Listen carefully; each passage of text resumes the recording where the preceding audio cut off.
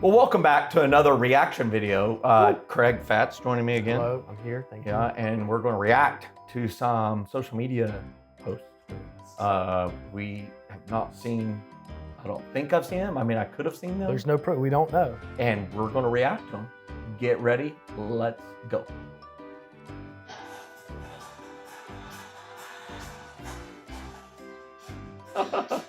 Yeah.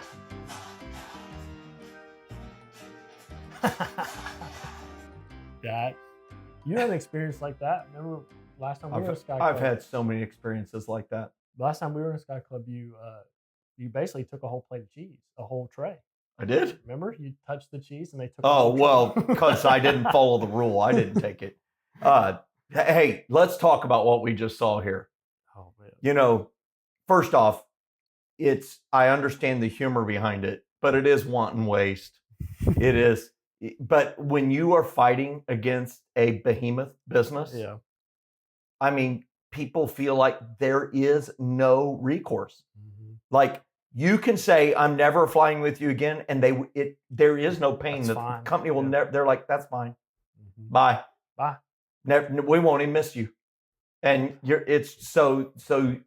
This is human behavior reduced to the very lowest primal level that says, I'm getting back. well, I'm going to get back at you. There's retribution. But I would just remind you, there's a great verse from Jesus at the end of the story of the feeding of the 5,000 when he said, pick up all the remaining. They filled 12 baskets. And he said a very important word, let nothing be wasted. And I think I saw some waste. Mm-hmm. When you're a hunter, if you do not take all the parts of the animal, they call it wanton waste. And you can lose your privileges to hunt for the rest of your life if you do that.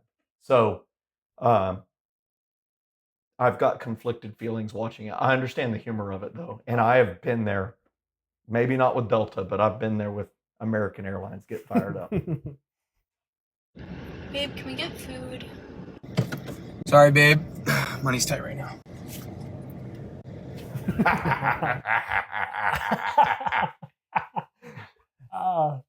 I feel like we've all had an experience somewhat like that. Maybe not with a giant Lego Lord of the Rings. Was that what that was? Lego Lord of the Rings? It's epic. It's awesome. It is incredible. So, you know what I look at this? This is priorities. And this is exactly where I was at before I got my finances under control, because I had my hand on the finances. So you can tell he's the one with his hand on the finances. And I did a good job of funding what I wanted and a bad job of funding what we needed. Yeah.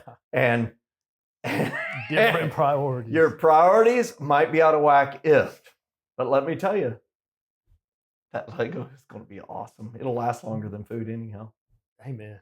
You're making a great wage anywhere else in the country, but here you're poverty stricken. In Jackson Hole, Wyoming's Shangri-La in the Tetons, you need silly money to be taken seriously. John Smaley's a construction supervisor in Jackson. Like so many workers here, he can only afford to live on the other side of these mountains, priced out of Jackson Hole's new Gilded Age. Vacationing one-percenters competing for a second home or a fourth. The billionaires are buying out the millionaires. For most people here, real estate prices are wildly unaffordable. This county's median income is $108,000 a year, but the average listing price of a single-family home is more than $7 million. A lot of these stores, your average working person, this is not for us. This is beyond gentrification. This is super gentrification. Driving home the inequality, John Smaley's hour-long commute over this mountain pass to his house in Driggs, Idaho. Last month, that pass collapsed. 80 feet of it gone. A landslide impassable for 3 weeks, further separating the two worlds. If you're looking at the American dream or whatever, like you work hard enough, you can have what you want, but you can't. It's not just gone for now, it's gone forever. It's gone forever. It hurts our community when we don't have the people that are working here, living here. You just got to download that. The average home price, $7 million bucks. Making 108 median. So what is that? That's kind of 70 times your income. I would say that's outside of the ratio of 3x your income for a house. A little bit outside. A little outside. So here's the issue eventually that model breaks down. Yeah, it can't be that. Yep, because the people that are the service workers will eventually cease showing up. They, if that's the way that it breaks down. I have conflicted feelings about it because people have built wealth and they want to live there. It's beautiful, and they've built wealth and they can buy land, they can buy houses. That's what drives up house prices, supply, demand. I have conflicted feelings about that. I understand the challenge of it, and I think one of the largest problems facing developed countries today is affordable housing. It has been last 5 years. The last 5 years has really taken it out of control. Because when I went to buy a house to 1998, I mean, a house was expensive feeling, but it didn't seem out of reach. And interest rates were 6.5%, 7%, just like they are today. But now I think about the average person trying to buy a house. It's a challenge. Yeah. And that's got to be fixed. And frankly, I don't have a good solution for it. Do you have a good solution for it? Time? Time? Can't speed it up. Hopefully in time it gets better. Yeah, let's hope. Hope is not a strategy. Hope and time. Yeah, there we go. We would love to hear your comments.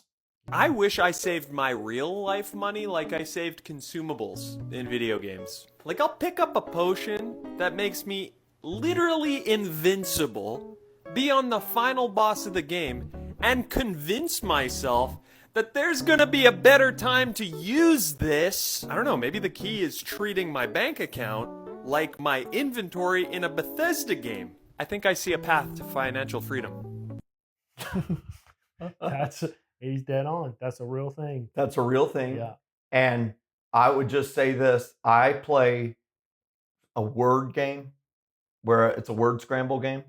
And right now I've banked 13,000 points and I've got multiple spins of the wheel and multiple things, and I just refuse to use it. Yeah, I just refuse to use it. There's something about it's so funny because I think everyone's like that in games. We're hoarding stuff. It's like, oh, I can't. Is it revealing that we all have an inner hoarding tendency? It must be, but it's also interesting how for a lot of people the opposite is true with money. Yeah, with their finances. They spend all their money, but they hoard stuff in a fantasy video game. Yeah. Maybe we can have some brain doctors. We need a psychologist. Understand what that issue is. Oh, I love this guy. This guy knows everything about tractors. Yep, come to the Jack of the South, I think. Oh, Indiana. Over there. Yeah, and he's Indiana. Around here. But everything's down the shop. So. Look how he carries his cell phone. I own that one, that one, that one. You gotta be the luckiest kid in Indiana. You can choose. Which one do you want to start on? Well, which one's your favorite? That might be a dumb question. I think you know everything about all of them. So this is a 1970 John Deere 112. And you're the one that bought it, right? Back then? Yep, $35 for the tractor. Oh my God. Puts his foot up there. This tractor, the best $35 I ever spent. Tires ain't cheap anymore. Like nothing's cheap anymore. Not even water's free, which is you may as well go back and get it in the back creek. I like a clean property, and I like seeing it clean, and I like a mowed yard. So that's kind of I like having a mowed yard, weed whacked, nice landscaping, and a nice tractor. And with this tractor, you gotta sometimes, just to get the lights to go, you sometimes have to bang the front light. There we go. Light cover That's to the get perfect it fix. go. You know, Look at all those John Deeres on the maintenance, shelf. I think that's something that I can do. That is incredible. I'm serious right now. I've gotten a steady dose of those. I don't know if I've seen that one. I think maybe I have. But that kid knows everything there is to know about tractors. And if that kid does not go to school for agriculture or John Deere tractor design and run John Deere one day, they've missed. That's a crying shame. My favorite thing in the video is when he's talking about water ain't free, and he took his hat off like it was like, water ain't free no more. it's like, come on now. He's an old soul. The spending's Yes, it's Caleb again. I'll cook at home for myself and the kids, and then he'll get off of work and he'll say, hey, I'm so hungry, I'm going to stop and get food. I'll tell him we can't afford that, and he'll still stop. Why? I feel like it's because I work like 8 hours, and then I just don't. You work 8 hours a day. No, I know. No, I know. Look at these young. It's so hard. This is a young couple. What? I don't take any breaks at work, so I just get off and I'm so hungry. Oh, buddy has a job. Oh, God. A job where he has to do work. And to be fair, also, he could get a free acai bowl instead of going to a fast food restaurant. Yeah. Just make Skip it juice. that. I do get them for free, but there's like some bottled stuff that I don't. Yesterday, I was on my way home and she's like, we have no food in the house. And I listed off like 5 different things that we had in the house and she didn't feel like making it. Is that true? Yeah. Okay, so why are we putting the blame on him? We hadn't gone grocery shopping this week. But we had food in the house. Eggs. Hot Pockets. No Mac and Hot cheese. Pockets. Yeah, No there's Hot Hot Pockets in there. She also said there wasn't mac and cheese in there. I got home and I showed her the mac and cheese. This is a... They're figuring it out, man. Yeah. What is this? What's going to happen here? I don't know. And They then need the to fight talk. started? I would say that was the most interesting thing to me about that one. It's like, oh, this is a communication Yeah, issue. this is not just a money issue. She did this. Yeah. Well, he did that. Yeah. It's like, well, they're figuring it out. Yeah. They're young, and I've been there for 100%. dude, the income isn't what they want it to be yet. And I will tell you, it is a huge challenge because you have parents and they're older than you and they're making way more money than you, Right. and they have all the things, and then you want to be independent, and you step out and you have no money, and you're just figuring it out. I was just talking to Jenny last night. I'm like, do you remember how many times we had stovetop stuffing when we were newlywed? I love stovetop Dude, stuffing, I'm serious. by the I way. love it, but we ate it 5, 6, 7 meals a week. It was in every meal. It was the side item. Just because, we're trying to figure it out. Yeah.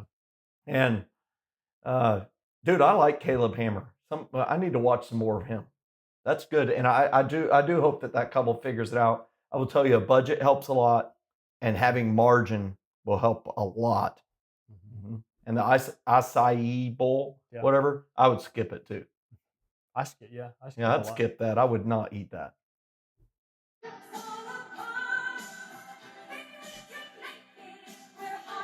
Let's go. Yes.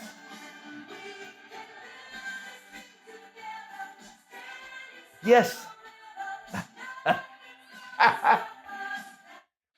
Every Mexican restaurant I've went to, I think, has carved chairs like that or carved tables. And I'm telling you right now, it needs to be in the budget. It just needs to be in the budget. It's a separate line item. Go eat Mexican food. Yeah. Chip salsa, fast, amazing food, delicious. I'll go today. Let's go after this. Okay, Let's go. yes, We're I'm going in. after this. And we'll take in our producer too. Are we going to El Taco?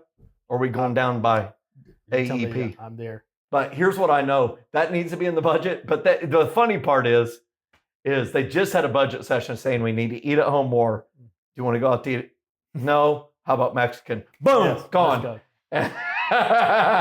So I think that's just reality. It's Yeah. hard to tell yourself no, especially when it's Mexican food, man. I know. Well, I was gonna say, to your point, it's like you used to say this a lot when we talk about budgeting and things like that. You have to be willing to give yourself that wiggle room of, like, especially when you first start budgeting.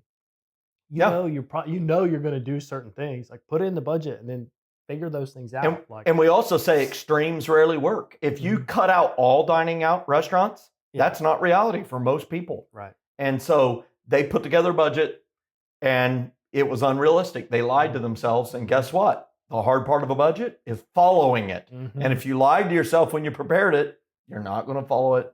And you're going to be ordering chips and salsa with a side of guac and get the queso. Let's go. And the Speedy Gonzalez. And the Coke.